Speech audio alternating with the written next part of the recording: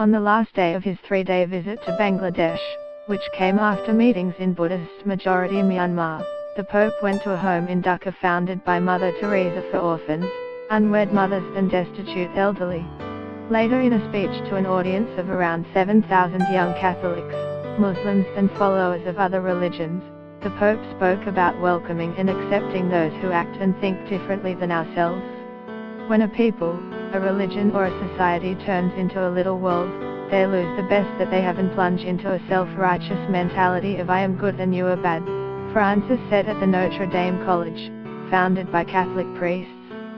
He also asked his young listeners to not spend the whole day playing with your phone and ignoring the world around you. Francis said he was very pleased by an inter-religious meeting on Friday night, where he had an emotional meeting with refugees from Myanmar and then used the word Rohingya for the first time on his current trip, saying they had God within them and should be respected. He also sought their forgiveness in the name of all who persecuted them. Previously, in Myanmar, he followed the advice of Myanmar church officials who said his use of the word could prompt a backlash against Christians and hurt that country's fragile path to democracy. That had disappointed rights groups such as Amnesty International, which has said Myanmar's security forces were carrying out a systematic, organized and ruthless campaign of violence against the Rohingya population. Myanmar's military has denied the allegations. The country does not recognize the stateless Rohingya as an ethnic group with its own identity and considers them as illegal immigrants from Bangladesh.